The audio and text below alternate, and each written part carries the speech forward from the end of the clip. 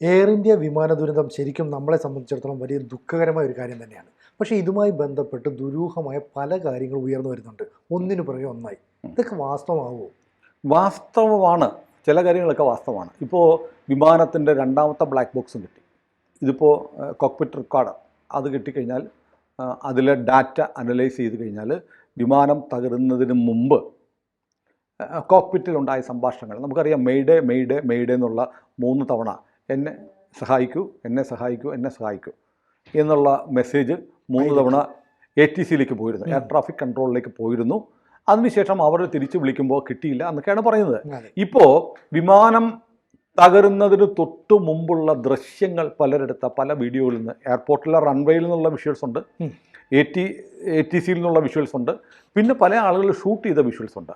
ആ ഷൂട്ട് ചെയ്ത വിഷ്വൽസിൽ വളരെ ദുരൂഹമായ ഒരു സംഗതി കാണുന്നു. വിമാനം പറന്ന് ഉയർന്ന് ടേക്ക് ഓഫ് നടത്തി പിന്നെ ത്രസ്റ്റ് കിട്ടാതെ താഴേക്ക് പതിക്കുന്നതിന് തൊട്ട് മുമ്പ് ഒരു കറുത്ത നിറത്തിലുള്ള വസ്തു വിമാനത്തിനടുത്ത് നിന്ന് പറന്നു പോകുന്നു. അതിന് ചിത്രങ്ങൾ കാണാം. ചിത്രം നമുക്ക് പ്രേക്ഷകരെ കാണിക്കാം. അപ്പോൾ അത് വല്ലാത്ത ദുരൂഹതയാണ്. ഇപ്പോൾ പണ്ടൊക്കെ ആണെങ്കിൽ നമ്മൾ പറയും, ഈ അമേരിക്കയിലൊക്കെ പറയുന്ന പറക്കും തളിക വന്ന് വെടിവെച്ചിട്ടു എന്നൊക്കെ പറയുന്ന പോലെയുള്ള തിയറി, കോൺസ്പിറസി തിയറി അല്ലെങ്കിൽ മിസ്റ്റീരിയസ് തിയറിയൊക്കെ ഒരുപാടുണ്ട്. പക്ഷേ നമ്മുടെ ഈ വിമാനത്തിൻ്റെ തകർച്ചയ്ക്ക് തൊട്ട് മുമ്പുള്ള ഇത് വിഷ്വലൈസ് ചെയ്യപ്പെട്ടിട്ടുണ്ട്, ഫോട്ടോഗ്രാഫ്സിലുണ്ട്, വീഡിയോസിലുണ്ട്. ഇതെന്തായിരിക്കും എന്നതിനെ സംബന്ധിച്ചുള്ള ചില ആലോചനകൾ ഇപ്പോൾ നടക്കും. ഈ ആലോചനകൾ നടക്കുമ്പോൾ പ്രധാനമായും പറയുന്ന ഒരു കാര്യം, അത് അവിടെ നിന്ന് രക്ഷപ്പെട്ട ബിശ്വാസിനെ കുറിച്ച് പറയുന്നില്ലേ, ബ്രിട്ടീഷ് പൗരൻ, ഇന്ത്യൻ വംശജനായ ബ്രിട്ടീഷ് പൗരൻ. അയാൾ വിമാനത്തിൻ്റെ 11A സീറ്റിലിരുന്നു. അയാൾ എന്നിട്ട് വിമാനം ഇടിച്ച് തകരും മുമ്പ് എമർജൻസി എക്സിറ്റ് വഴി പുറത്തേക്ക് ചാടി. അപ്പോൾ എമർജൻസി എക്സിറ്റ് വഴി ഇയാൾ എങ്ങനെ പുറത്തേക്ക് ചാടി എന്നതിനെ സംബന്ധിച്ചൊരു അന്വേഷണം ഇപ്പോൾ നടക്കുന്നുണ്ട്. പക്ഷേ ഇപ്പോൾ പറയുന്ന ഒരു തിയറി, ഒരു പക്ഷേ ഇയാൾക്ക് ചാടാൻ കഴിഞ്ഞത് ഈ കറുത്ത വസ്തു പറന്നു പോയതുകൊണ്ടായിരിക്കാം. ഈ കറുത്ത വസ്തു എന്ന് പറയുന്നത് വിമാനത്തിൻ്റെ എമർജൻസി ഡോറായിരിക്കാം. വിമാനത്തിൻ്റെ എമർജൻസി ഡോറ് തകർന്ന് പുറത്തേക്ക് പോവുക, അത് ആയിരിക്കാം ക്യാമറ കണ്ണിൽപ്പെട്ടത്. അങ്ങനെ തുറന്നു കിടന്ന എമർജൻസി ഡോറിലൂടെ ആയിരിക്കാം ബിശ്വാസ് ചാടി രക്ഷപ്പെട്ടത്. അങ്ങനെയാണെങ്കിൽ വേറെ കാര്യമുണ്ട്, വിമാനം പറന്നുയരുന്ന വിമാനത്തിൻ്റെ എമർജൻസി ഡോർ തുറന്നാൽ വിമാനത്തിൻ്റെ ബാലൻസ് തെറ്റും, വിമാനം തകരും. അപ്പോൾ എങ്ങനെ ഈ എമർജൻസി ഡോർ തുറന്നു? ഇതൊരു വലിയ ചോദ്യമാണ്. അപ്പോൾ എന്താണ് ഈ പറന്നുപോയ വസ്തു എന്നത് സംബന്ധിച്ച് ഇപ്പോൾ അന്വേഷണം ഇപ്പോൾ നടക്കുന്നുണ്ട്. അതിൻ്റെ വിഷ്വൽസ് വന്നു കഴിഞ്ഞ് നമ്മുടെ മാധ്യമങ്ങളൊന്നും വന്നു കഴിഞ്ഞിട്ടില്ല. അപ്പോൾ അതുകൊണ്ടാണ് ഈ കാര്യം പറഞ്ഞത്. അപ്പോൾ അങ്ങനെ ഒരു ദുരൂഹമായ വസ്തു പറന്നു പോയിട്ടുണ്ട്. ഇനി പറന്നു പോയിട്ടുണ്ടെന്ന് മാത്രമല്ല, ഈ അത് കഴിയുമ്പോഴത്തേക്ക് വേറൊരു തമാശയല്ല, ഈ 11A എന്ന് പറയുന്ന സീറ്റ് എമർജൻസി ഡോറിന് അടുത്തുള്ളതാണ്. ഇപ്പോൾ 11A സീറ്റ് ഏറ്റവും സുരക്ഷിതമായ സീറ്റ് എന്ന് ഇപ്പോൾ പറയുന്നു. വിമാനത്തിന് ഓരോ എമർജൻസി ഡോറല്ല ഉള്ളത്, 4-6 ഉണ്ട് വിമാനത്തിൻ്റെ വലുപ്പം അനുസരിച്ച്. അപ്പോൾ എമർജൻസി ഡോറിനടുത്തുള്ള സീറ്റുകൾക്ക് ചിലപ്പോൾ ഇനി ടിക്കറ്റ് നിരക്ക് ഡിമാൻഡ് കൂടുമായിരിക്കും. ഏതായാലും ഇങ്ങനെ എമർജൻസി ഡോറിലൂടെ തകർന്ന വിമാനത്തിൽ നിന്ന് രക്ഷപ്പെടുന്നത് ആദ്യത്തെ വ്യക്തിയൊന്നുമല്ല നമ്മുടെ രമേഷ് ബിശ്വാസ്. 1998 തായ്വാൻ്റെ ഒരു വിമാനം, തായ് എയർലൈൻസിൻ്റെ ഒരു വിമാനം 98 ഡിസംബറിൽ സൗത്ത് തായ്ലൻഡിൽ തകർന്നു വീണു. TG261 എന്ന് പറയുന്ന വിമാനം. ഈ വിമാനം തകർന്നപ്പോൾ ഇതുപോലെ 11A സീറ്റിലായിരുന്നു തായ്ലൻഡിലെ ഒരു ഗായകനായിരുന്ന റുവാങ് സാങ് ലോയ്ചുസ ഇതുപോലെ നൂറിലേറെ ആളുകൾ ആ വിമാനാപകടത്തിൽ, തായ്ലൻഡ് TG260 വിമാനം തകർന്ന് മരിച്ചു. പക്ഷേ അതിൽ നിന്ന് നിസാര പരിക്കുകളോടെ റുവാങ് സാങ് ലോയ്ചുസ എന്ന് പറയുന്ന ഈ തായ്ലൻഡ് ഗായകൻ രക്ഷപ്പെട്ടു, ബിശ്വാസ് രക്ഷപ്പെട്ടതുപോലെ. പക്ഷേ ബിശ്വാസിന് നിസാര പരിക്കാൻ പറ്റിയ ബിശ്വാസ് അതിൽ ഇറങ്ങി നടന്ന് വന്നു. ഇപ്പോഴും വളരെ ഹെൽത്തി ആയിട്ട് ചെറിയ പരിക്കുകളൊക്കെ ഉള്ളൂ. പക്ഷേ ഈ റുവാങ് സാങ് ലോയ്ചുസ പിന്നെ പാടാൻ കഴിഞ്ഞില്ല, അതിൻ്റെ ശബ്ദം നഷ്ടപ്പെട്ടു. കുറേ കാലങ്ങൾ, വർഷങ്ങളോളം കിടന്ന കിടപ്പിൽ അദ്ദേഹം കിടന്നുപോയി. പിന്നീടാണ് ശബ്ദമൊക്കെ തിരിച്ചു വിട്ടത്. അപ്പോൾ നമ്മുടെ എയർ ഇന്ത്യയുടെ ഈ ദുരന്തം, ഡ്രീം ലൈനർ വിമാനം 171 അല്ലേ, അപകടത്തിൽപ്പെട്ടതിന് ശേഷം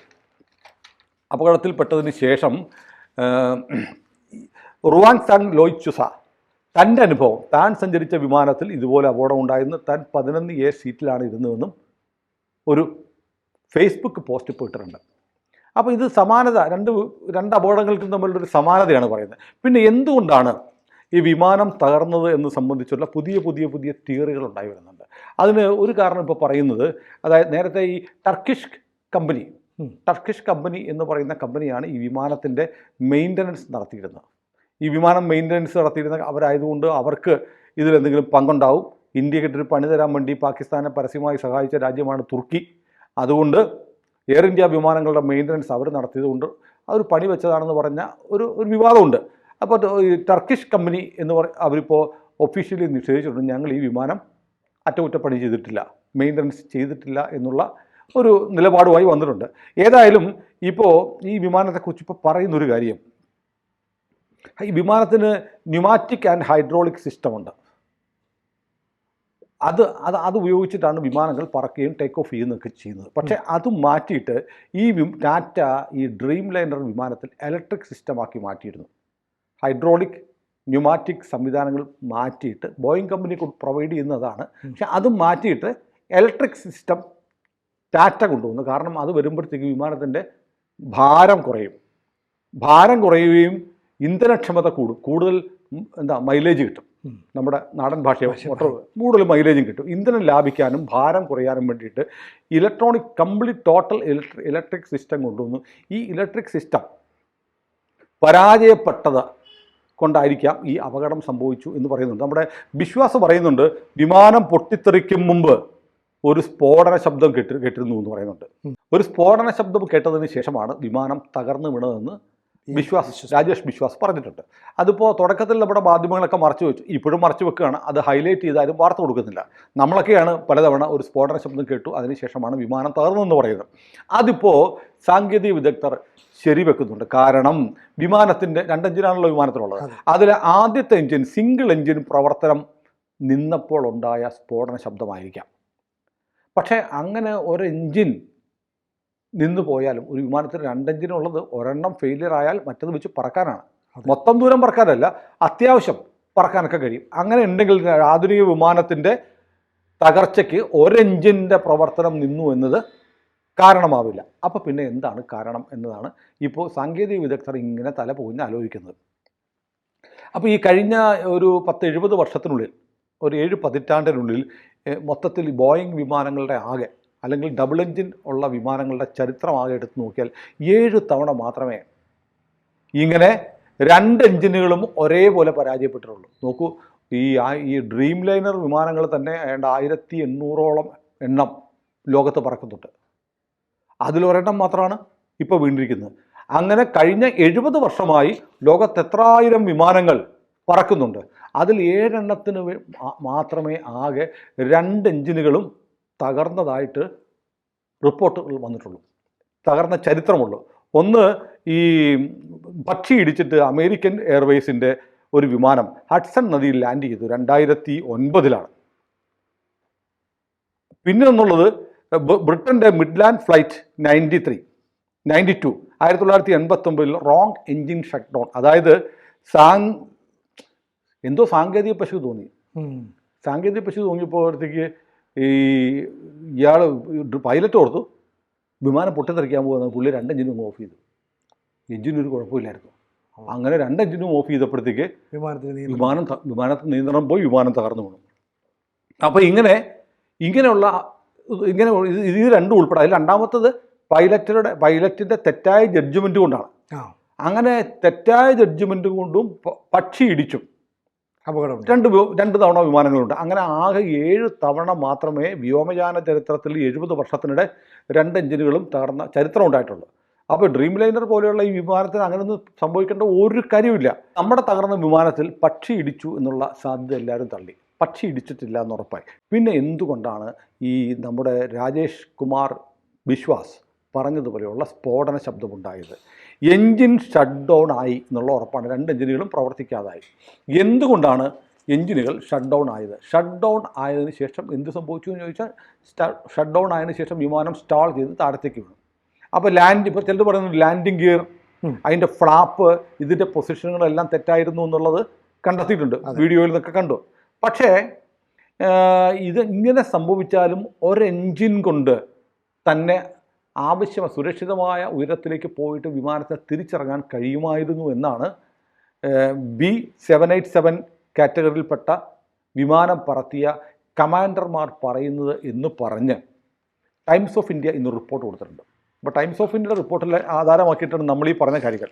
അപ്പോൾ വിമാനം അങ്ങനെയൊന്നും സാധാരണഗതിയിൽ തകരേണ്ടതല്ല, വിമാനത്തിന് ആവശ്യമായ ഉയരത്തിലേക്ക് പോകാമായിരുന്നു എന്ന് തന്നെയാണ് ഇതുവരെയുള്ള വിദഗ്ധരുടെ അഭിപ്രായങ്ങളും ഇതുവരെയുള്ള പ്രാഥമിക പരിശോധനകളുടെയും ഫലം വരുന്നത്. പക്ഷേ പിന്നെ എന്തുകൊണ്ട് വിമാനം വീണു? അതിന് വേറൊരു കാര്യം പറയുന്നത്, വിമാനത്തിൽ റാം എയർ ടർബൈൻ എന്ന് പറഞ്ഞൊരു ടർബൈൻ ഉണ്ട്, RIT എന്ന് പറയും. അത് വിമാനത്തിലെ എല്ലാ എൻജിനെല്ലാം ഓഫായി. എൻജിൻ ഓഫാകുമ്പോൾ ഇലക്ട്രിക്കൽ സംവിധാനം മുഴുവൻ നിന്നു പോകും. അപ്പോൾ ഈ റാറ്റ് പ്രവർത്തിക്കും, റാം എയർ ടർബൈൻ പ്രവർത്തിക്കും. അതായത് എല്ലാ ബാറ്ററിയിൽ നിന്ന് ജനറേറ്റ് ചെയ്യുന്ന, അല്ലെങ്കിൽ വിമാനത്തിന് പ്രധാനമായും ഉപയോഗിക്കുന്ന, നമ്മുടെ വീട്ടിൽ കറണ്ട് പോയാൽ ഇൻവെർട്ടർ പ്രവർത്തിക്കും എന്ന് പറയുന്നത് പോലെ എല്ലാ പവറും ഫെയിലിയർ ആയി കഴിയുമ്പോൾ റാം എയർ ടർബൈൻ പ്രവർത്തിക്കും, RIT. അപ്പോൾ വിമാനം പറക്കുന്ന വീഡിയോയുടെ സൗണ്ട് കേട്ടിട്ട് ആളുകൾ തിരിച്ചറിഞ്ഞിട്ടുണ്ട്, വിദഗ്ധർ തിരിച്ചറിഞ്ഞ് പറയുന്നു ഒരു മൂളൊക്കെ ഉണ്ട്, ഒരു മൂളലുണ്ട്. ആ മൂളൽ RIT പ്രവർത്തിച്ചതിൻ്റെയാണ്. എന്ന് പറഞ്ഞാൽ വിമാനത്തിൽ പവർ പോയിരുന്നു, വൈദ്യുതി ഉണ്ടായിരുന്നില്ല. പിന്നെ വിമാനം ടേക്ക് ഓഫ് ചെയ്യുന്നത് RIT-യുടെ മാത്രം സഹായം കൊണ്ടാണ് ടേക്ക് ഓഫ് സമയത്ത് പ്രവർത്തിച്ചത്. ഈ ടേക്ക് ഓഫിന് വേണ്ടുന്ന മുഴുവൻ പവറും കൊടുക്കാൻ RIT-ക്ക് കഴിയില്ല. അങ്ങനെ വന്നപ്പോൾ വിമാനം പ്രവർത്തിച്ചതായിരിക്കാം, കംപ്ലീറ്റ് ഇലക്ട്രിക്കൽ സംവിധാനങ്ങൾ പരാജയപ്പെട്ടു പോയതാവാന്ന് പറയും. ഇനി അതിനും ദുരൂഹമായ മറ്റൊരു തിയറിയുണ്ട്. അതായത് 2016 787 വിമാനങ്ങൾക്ക് അതൊരു സോഫ്റ്റ്വെയർ ബഗ് വന്നു. അതതിൻ്റെ കംപ്ലീറ്റ് ഇലക്ട്രിക് സിസ്റ്റത്തിലും കയറി അങ്ങ് പിടിച്ചു. ഒരു വൈറസ് പോലെ ഒരു ബഗ് വന്ന് കയറി. അതായത് 247 ദിവസം ഓഫാക്കാതെ ബോയിങ് 787 വിമാനങ്ങൾ പ്രവർത്തിച്ചാൽ 248-ാം ദിവസം ഓട്ടോമാറ്റിക്കലി കംപ്ലീറ്റ് പവർ ഓഫ് ആയി പോകും. ഇത് ക്യൂർ ചെയ്യാനുള്ള ഒരു പരിശോധനയൊക്കെ എയർ ഇന്ത്യ നടത്തിയിരുന്നു. എയർ ഇന്ത്യ മാത്രമല്ല, ബോയിങ് നടത്തിയിരുന്നു. എന്നാലും ചില വിമാനങ്ങളിൽ ഈ ബഗ് അവശേഷിക്കുന്നുണ്ട്. കണക്കുകൾ പറയുന്നത്, ഡോക്യുമെൻറ്റ്സ് പറയുന്നത്, നമ്മുടെ തകർന്ന 717 എന്ന് പറയുന്ന ഈ വിമാനം തുടർച്ചയായി 247 ദിവസം പ്രവർത്തിച്ചിരുന്നു. അത് പക്ഷേ ഓർമ്മിക്കാതെയാണ് ഈ വിമാനത്തിന് പറക്കാൻ ക്ലിയറൻസ് കൊടുത്തത്. അങ്ങനെ 247 ദിവസം തുടർച്ചയായി ഈ എൻജിൻ ഇലക്ട്രിക്കൽ സിസ്റ്റം പ്രവർത്തിച്ചിട്ടുണ്ടെങ്കിൽ അതിനകത്ത് കയറിയ ബഗ് എന്ത് ചെയ്യും? 248-ാം ദിവസം കംപ്ലീറ്റ് പവർ ഫെയിലിയർ ആക്കും. അങ്ങനെ സംഭവിച്ചത് ആ ബഗിൻ്റെ പ്രവർത്തനം കൊണ്ടാണോ ഈ വിമാനം തകർന്നു വീണത് എന്നുള്ള അന്വേഷണം ഇപ്പോൾ നടത്തി. ഏതായാലും ഇത് ബോയിങ് ഈ ബഗിനെ കണ്ടെത്തി പരിഹാരക്രിയകൾ ചെയ്തതാണെന്നാണ് പറയപ്പെടുന്നത്. എന്നിട്ടും അത് പ്രവർത്തിച്ചോ, അത് അങ്ങനെ സംഭവിച്ചോ എന്നുള്ള ദുരൂഹത ഇപ്പോൾ വരുന്നുണ്ട്. അപ്പോൾ ഈ തിയറികളൊക്കെ പറഞ്ഞു വെക്കുന്നത് എന്തോ ടെക്നിക്കൽ ഫെയിലിയറാണ് വിമാനത്തിൻ്റെ പിന്നിലുള്ളത് എന്നാണ്. അതിൻ്റെ പിന്നിൽ മനുഷ്യനിർമ്മിതമായ ഒരു ഇടപെടൽ, ഒരു ദുരന്തമാണോ ഇതെന്നുള്ളത് കൂടുതൽ അന്വേഷണത്തിൻ്റെ പുറത്തു വരികയുള്ളൂ. ഏതായാലും വിമാനത്തിലെ കോക്പിറ്റ് വോയിസ് റെക്കോർഡർ, അല്ലെങ്കിൽ മഞ്ഞ നിറത്തിലുള്ള ബ്ലാക്ക് ബോക്സ് കിട്ടി, അത് ഡീകോഡ് ചെയ്ത് ഡാറ്റ എടുക്കുന്നത് വരെ ഇത്തരം ഒരുപാട് തിയറികൾ വിദഗ്ധർ പറയും. അപ്പോൾ നമ്മൾ കഴിഞ്ഞ 2 ദിവസമായി വിമാനാപകടത്തിൻ്റെ ഫോളോ അപ്പ് ഒന്നും ചെയ്തിട്ട് എന്താണെന്നുള്ള പുതിയ തിയറികൾ പറയുന്നില്ല. അതോടൊപ്പം തന്നെ ഇപ്പോഴും ചോദ്യം ബാക്കിയാവുകയാണ്, എന്താണ് വിമാനം പൊട്ടിത്തകർന്ന് നിലത്തേക്ക് പതിക്കുന്നതിന് മുമ്പ് പറന്നുപോയ കറുത്ത വസ്തു എന്താണ്? അതിൻ്റെ ഉത്തരവും വരേണ്ടതുണ്ട്. കൂടുതൽ വാർത്തകളും വിശേഷങ്ങളും നിങ്ങളിലേക്ക് എത്താൻ ABC മലയാളം സബ്സ്ക്രൈബ് ചെയ്യുക, ബെൽ ബട്ടണും അമർത്തുക.